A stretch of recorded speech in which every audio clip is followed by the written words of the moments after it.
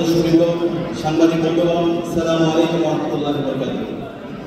আজকের সংবর্ধনা অনুষ্ঠানের শুরুতে গভীর শ্রদ্ধার সাথে স্মরণ করছি শহীদ আব্দুল মালেক ভাই থেকে শুরু করে আজাদী আন্দোলনের সকল শহীদদের, বিশেষ করে জুলাই বিপ্লবের শহীদ আবু সাঈদ, শহীদ ওয়াসিম, শহীদ শান্ত, শহীদ আলী রায়হান সহ সকল শহীদদের, আল্লাহ তাআলা সকল শহীদদের জান্নাতুল ফিরদাউসে মেহমান কবুল করুন, আল্লাহুম্মা আমিন।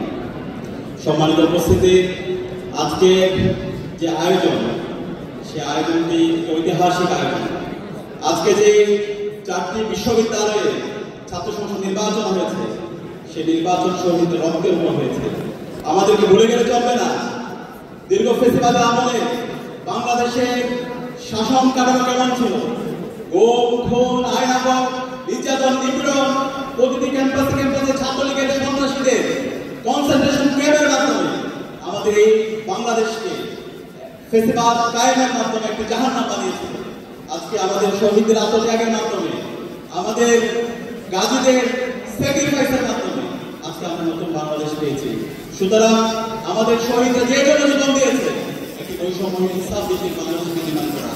এখন আমাদের মূল দায়িত্ব হবে শহীদদের আকাঙ্ক্ষার আলোকে এই নতুন বাংলাদেশ নির্মাণ করা। এখন নতুন বাংলাদেশের রাজনীতি হবে ওয়েলফেয়ার এন্ড পলিটিক্স সেন্ট্রিক রাজনীতি।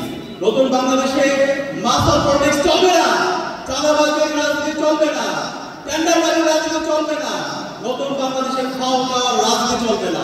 যারা ফেসিবাদী রাজনীতি, সে দিল্লির বয়ান, ফেসিবাদী বয়ান, মুজিববাদী যে বয়ান আছে, সে বয়ান যারা আবার ফিরে নিয়ে আসতে চাইবে, বাংলাদেশের ফেসিবাদের যে পরিণত হয়েছিল তার সাথে খারাপ পরিণতি আপনাদের হবে। আমরা সবাইকে অনুরোধ করবো, বাংলাদেশের সকল রাজনৈতিক দল, ছাত্র সংগঠন জুলাইয়ের আকাঙ্ক্ষাকে ধারণ করার জন্য, শহীদরা যে জন্য জীবন দিয়েছে সে আকাঙ্ক্ষাকে যেন আমরা ধারণ করি।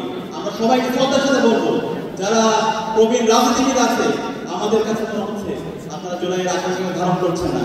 আপনাদের মধ্যে আমরা দাম্ভিকতা দেখতে পাচ্ছি।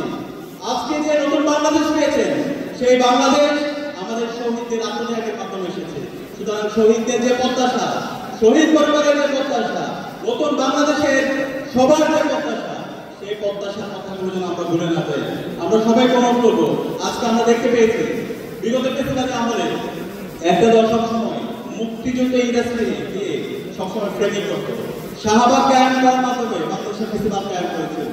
আমরা যখন নির্বাচন করছিলাম, সেই নির্বাচনের ক্যাম্পেইনের সময় আমরা আরেক ধরনের ব্যবসায়ীদেরকে দেখতে চেয়েছি, যারা সবসময় জুলাইকে ব্যবসা করতো, জুলাই নিয়ে চেতনা ব্যবসা।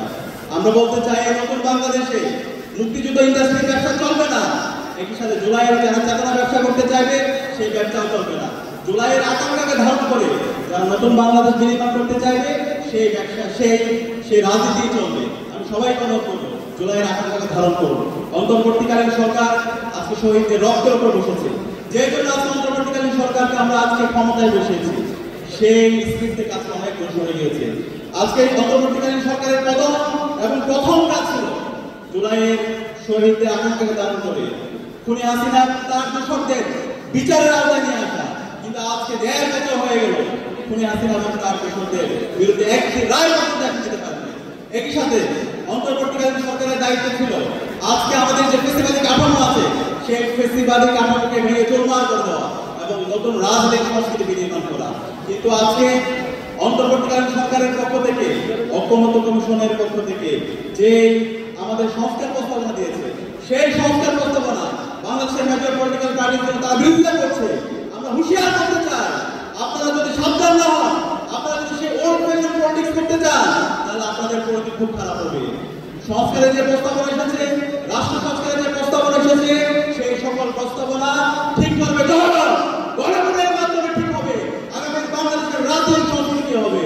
আপনারা যদি সে জায়গায় নোট অফ ডিসাইড দেন, আপনারা যদি সংস্কার প্রস্তাবনার বিরুদ্ধে ভেটো দেন, তাহলে বাংলাদেশে ফেসিবাদের যে পরিণতি হয়েছিল তার চাইতে খারাপ পরিণতি আপনাদের হবে। আমি সকল রাজনৈতিক দলকে এবং সকল ছাত্র সংগঠনকে অনুরোধ করবো, এখনো সময় আমাদের ন্যাশনাল বিল্ডিং এর জন্য বাংলাদেশ রাষ্ট্রের আজকে 54 বছর আমরা আত্মহত্যা লাভ করো, ঐতিহাসিক সুযোগ পাওয়ার পর আমাদের বাংলাদেশকে যদি আমরা নির্মাণ করতে না পারি, তাহলে আমাদের এই শহীদরা আমাদের ক্ষমা করবে না।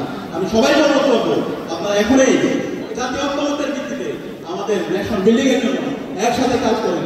যে সংস্কার প্রস্তাবনাগুলো এসেছে রাষ্ট্র সংস্কারের জন্য, ফেসিবাদের যে অবদানগুলো আছে সেগুলো সমুৎপাদন করার জন্য সৌহার্দ্যময় কাজ করি।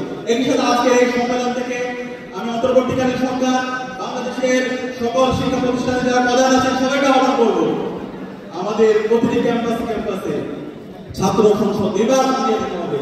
জুলাই শহীদদের অন্যতম আকাঙ্ক্ষা আছে বাংলাদেশের প্রতিটি ক্যাম্পাসে শিক্ষার্থীদের নির্বাচিত প্রতিনিধিরা নেতৃত্ব দিবে। সুতরাং বাংলাদেশের বাকি যে ক্যাম্পাসগুলো আছে, যে কলেজগুলো আছে, সকল ক্যাম্পাসে দ্রুত সময়ের মধ্যে ছাত্র সংসদ নির্বাচন দিয়ে দিতে হবে এবং শিক্ষার্থীদের নির্বাচিত প্রতিনিধিরাই জুলাইয়ের আকাঙ্ক্ষাকে ধারণ করে একটি বৈষম্য ইনসাফ ভিত্তিক ক্যাম্পাস এবং বৈষম্য ইনসাফ ভিত্তিক বাংলাদেশ গড়ার জন্য তারা কাজ করবে এবং তারাই আগামী বাংলাদেশের নেতৃত্ব দিবে ইনশাআল্লাহ। সেটা আহ্বান জানিয়ে আমি আমার কথা শেষ করছি। আসসালামু আলাইকুম। ধন্যবাদ জানাচ্ছি।